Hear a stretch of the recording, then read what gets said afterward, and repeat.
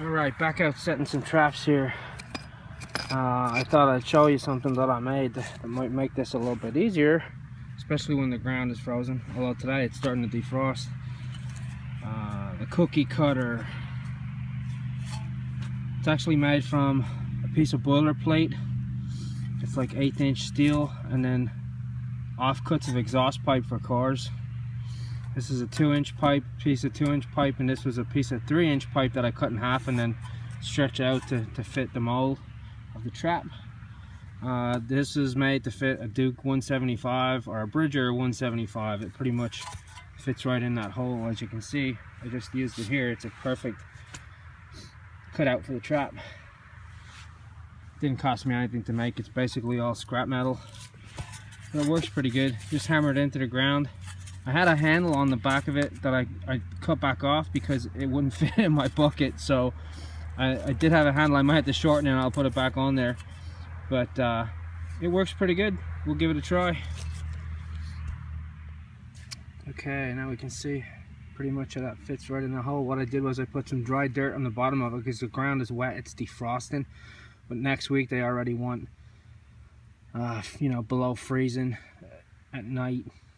So this ground is going to freeze up again. It's probably going to defrost and freeze, defrost and freeze. So you put a dirt hole in here. It's backed by a little pine tree here, a little Christmas tree. If we look this way, right, let's see where it is. Right here, there's a trail that comes out of the woods here. There's another trail that comes here, another trail that comes here. Now the deer have these trails worn down, but there's also a big open crop field behind me. You see more Christmas trees on this side, and then another open field on that side. And then there's a line right here where the two fields join, and then running this way, there's a cut cornfield. Of course, there's no crops in it now. And then there's another path out here. There's another path and a farm access road in there. So we're gonna give this a shot. But just so you see how the trap pretty much fits right in the hole. I'm trying out this the cap instead of using a pan cover as well, so I can bed the dirt real tight in the trap. We're gonna give that a try, see how it works. All right, let's see how we do with it. Well, you'll live and learn. Here's a set I filmed yesterday when I had set it with that cookie cutter. And now it's under 3 or 4 inches of water. It rained all night. It rained yesterday afternoon, rained all night, rained all this morning. Everywhere's flooded. So we're gonna pull this out because it's flooded. I'm gonna move it up a little bit onto drier ground and reset it. But this gives me an opportunity to show you something, another tool that I made. It's for pulling the traps. It's 1.5 inch box steel. I welded a plate across the end of it. A little C-channel steel. There's a hook on one end so I can use it to set the trap off. Just push it down on the pan. Then I welded an engine hoist hook and a chain link on the back side of it. So what I'll do is I'll hook the cable, the anchor cable or the trap chain into that hook, and then I'll be able to lever it out of the ground. That's how it's going to work.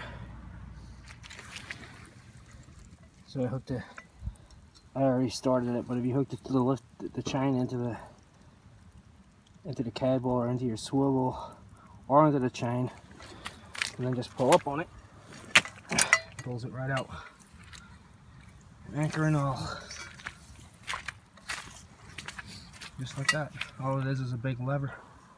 It works really well though. Okay, let's go reset this.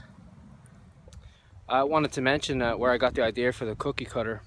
First place I seen it was on a channel, Coon Creak Outdoors. That's a freaking great channel. It shows you a lot of DIY stuff. Shows you how to self-tan, shows you how to make your own boards for mounting your fur. All sorts of really good stuff. Your own pogo anchors, trap modification. I mean, he does it all. Fur handling. That's a great channel. You should really check that out if you get a chance. Learn a lot of stuff from there. Learn a lot of stuff too on the Trappers chat. The guys on there are really knowledgeable. I wanted to give a recommendation to anybody who watches this that traps. There's a Trappers chat on Norm Time of the Line on his channel. It's usually every Sunday night. Learn a lot of information there. All the guys that are there are real experienced. Catch a lot of fur. Anything to do with trapping, those guys know it. They've been there and done it. I'd recommend for anybody to tune in.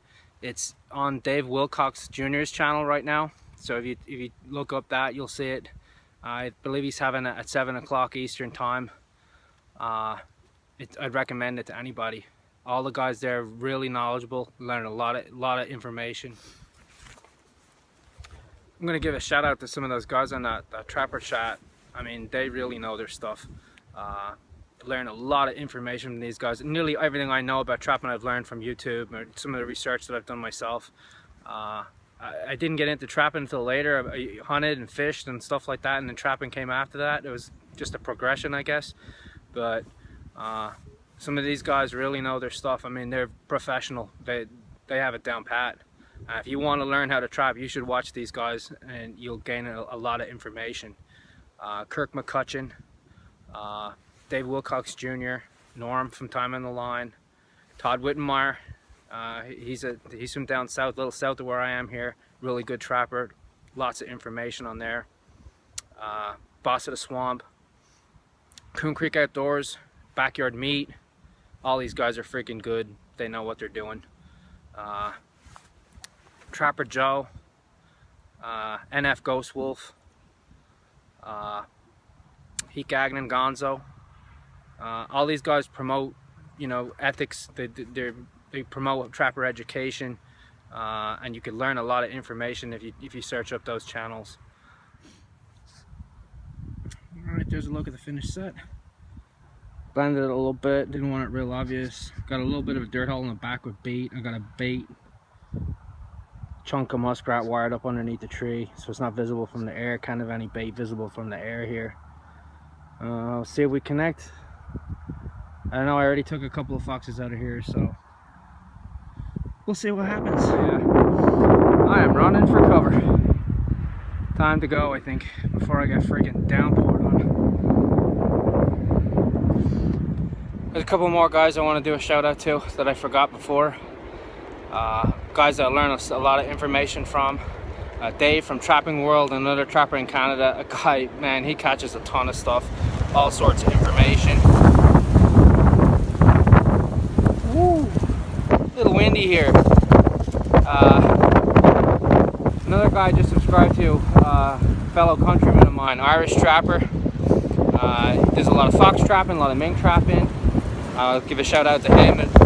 There's not much, you don't hear too much of trapping in Ireland, and I never trapped in Ireland when I lived there, so it's good to see his channel, get some information from that. Uses a lot of different techniques and stuff, especially for mink trapping.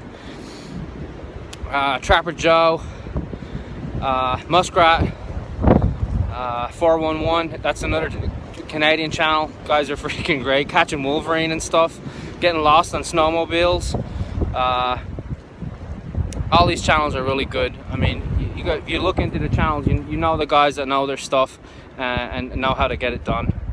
If there's anybody I forgot, sorry, but I gotta run before I get blown away in this storm.